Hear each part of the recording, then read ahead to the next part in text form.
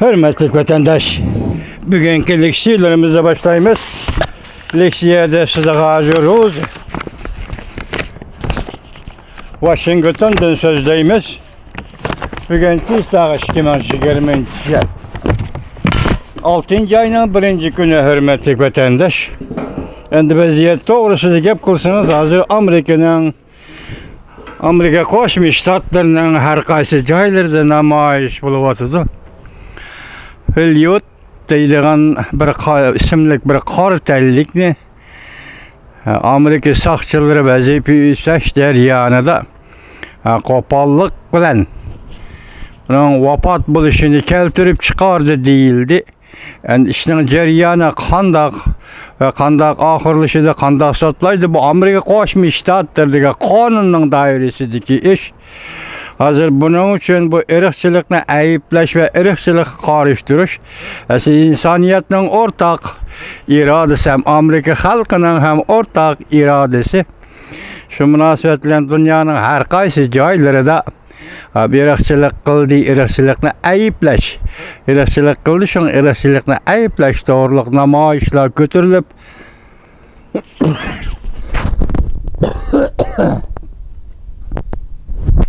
bu Amerika'daki namayişlerini kollagan buldu.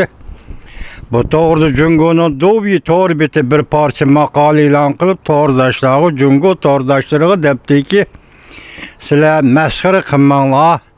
Bu namayişini her kaysi eller şundak götürülse, şundak bastırıldı, şundak bastırış bulundu depti. Bu kaydı boyunca bağanda doğru doğru bu ifadesi doğru. Lekin meskhara kılmanlar degen söz ibarının işi yani meskhara kılış bağımı yok mu? Bunu bir neme degil bulmaydı hazır derhal tahlil kılamadık vatandaşlar. Çünkü onun hazır nöbet ifadesi bunun taşkı işler ministerliğin bir nesi degen yok. Doğru torbeti çünkü onun organ geziti deyseniz şu tünce bulup şunda ifade bildirdi. Biz bugün şu meseleye ait haberler leksiyelerini vatandaşlar leksiya kılıp sözleyimiz. Mavzumun da hürmetli vatandaş, Amerika'nın köp joylarida para kendiçilik yüzbedi. Prezident Trump perde arkasıdakilerinin ismini atıp görsetti mavzulu haber. 5. ayının 31. gün ben betide ilan kılındı. Haber bundan başlandı. Amerika'nın Minnesota ştatında bir nefer ahtellik sakçı. Kanun icra kılış jarayonida qo'pollik bilan kanun icra kılıp bir nefer Afrikalık Amerikanın vafot bo'lishini keltirib chiqadi. Bu tragediya keltirib chiqargan zor ko'lamlik namoyish faoliyati Amerika'nın her qaysi cho'ng shaharlarida davomlashmoqda. Angliya, London'da, Germaniya, Berlin'de, Amerika'da buluvatkan namayişle kollap namayış her kite yüz bedi. Prezident Trump 31. günü Twitter'da fikir kaldırıp Amerika Qo'shma Shtatları devletlik garnizon etretlerinin bakatımkı namayış faaliyetlerine takabül turuşta oynayan rolünü medyahledi. O şaşlı Prezident Trump bundak görsetti. Antifa. Rehberlik kılgan hükümet sizler teşkilatı bakatımkı daval kuşka kuturat kılık kıldı. Bakatımkı daval kuşka kuturat kılık kıldı. Amerika bu çekidin aşkanı sol kanat güçlerini terörist teşkilat katarı tizimlaydı. Töhmetxo'rluğa karşı Turg'uchilar ittifoqi Antifa bu radikalistlarni tasvirlab bundoq ko'rsatdi. O'ngchilar qarıştırdıgan chechelang'i tashkilot. To'rbeti ve shaxsiylardir. Masalan, Amerikada o'ngchilar qarıştırdıgan chechelang'i bir tashkilot bu Antifa. Shundaqla to'rbeti ve shaxsiylardir. Şembe günü keşte keskin karıştırış hareketleri Aksaray'a yakın koçalarda oturga çıktı. Amerika'da bağçılarını çarlığı sakçılar alaylı etret idaresi ve devletlik garnizon etretleri meydan etrafına qoqlab durdu. Muş yoluga çeçip narazılık namayış kılıvatkallarını haydavatkan çağda radikal namayışçılar Pensilvaniya koçisi. Men yana bir tarih koçisidiki Prezident Reagan namidagi vakfinin ve tadqiqat o'rnining derizalarini chaqib o'tdi. Bir qancha banka qurilishleri ve şirketlerin qurilishleri buzg'unchilik uyushtirdi. Devletlik güllük bahçenin etrafında qurilishlar kishini afsuslantiradigan darajada buzg'unchilik uyushtirdi. Amerika Devletlik Bahçe Başqurish idorasi yakshanba kuni tushdan keyin Twitter'da fikr qoldirib, mundaq talab qildi. Bir necha avlod kishilar Devletlik bog'cha izchil bizning tinchlik bilan namoyish o'tkazib, yig'ilish, to'planish qiladigan joyimiz edi. Biz her bir kişinin bu an'anaga varislik qilishini talab qilamiz. Washington shahar boshlig'i Muller bu qitimqi buzg'unchilik harakatini buzg'unchilik qilish xohishiga ega, lekin tinch yo'l bilan namoyish qilmaydigan guruhlar qildi deb ko'rsatdi. O tushuntirib mundaq dedi: "Atgan soat 3larda bu atrofda kezdin kechirgunimda nurg'un shirkatlarning buzg'unchilik uyushtirganligini ko'rdim. Lekin yana güzel Washington shahri merkezinin yana shunda qad ko'tarib turganligini ko'rdim.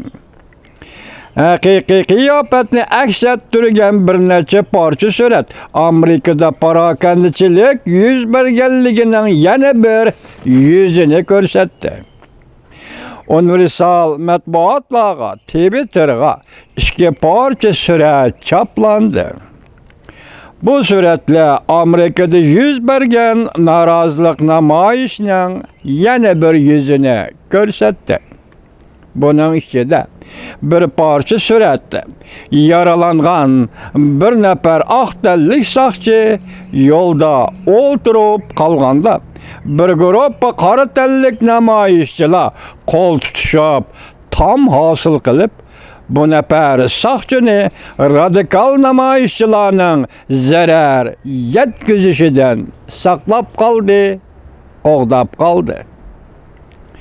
Yana bir parça suratda bir guruh aqtallik namoyishchilar go'yo digidagi hammasi ayol kishilar qo'l tutishib tamosil qilib soqchilarga yuz turib soqchilar bilan o'zining kayni namoyish qilayotgan bir guruh qora tanlikning o'ttirisiga kirib elib, qora tanlik namoyishchilarni soqchilarning hujum qilishidan qo'g'dab qoldi. Mana bu Amerika jamiyati. Vatandosh, Amerika jamiyati, Amerika xalqi. Mana shu Amerika xalqi. Xalq degan shundoq bo'ldi. Ondan davlat bo'ladi. Xalq degan shundoq bo'lsa, ondan davlat bo'ladi. Soqchilar bilan qora tanlik namoyishchilarning orasini ayirib tashladi. Ko'rdingizmi? Bir guruh aqtallik namoyishchilar go'yo degidek, hammasi ayol kishilar qo'l tutishib tamosil qilib soqchilarga yuz turib, soqchilar bilan kaynida namoyish qilayotgan bir guruh qora tanlikning o'ttirisiga kirib elib, qora tanlik namoyishchilarni soqchilarning hujum qilishidan qo'g'dab qoldi. Men dedim, mana bu xalq. Soqchilar bilan qora tanlik namoyishchilarning orasini ayirib tashladi.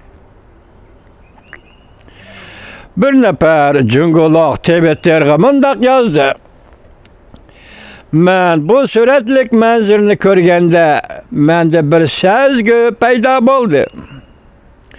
Prezident Trump Oqsaroyga prezident bo'lib kirgandan keyin menda bo'lib boqmagan bir turlik sezgi paydo bo'ldi.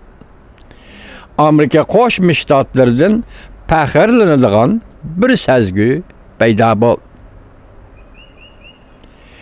ve tor bitinin obzorçusu Yushin mındaq dedi. Şimali Amerika'da irqi kemsitish bo'lishi mumkin, lekin bu ayrim bir ahvol. Herkes asaslık iqim emas. Asaslık iqim bo'lolmaydi. Irqiy kemsitishga Şimali Amerika bu tuproqda bozor yo'q. Irqiy kemsitishga Şimali Amerika bu tuproqda bozor yo'q.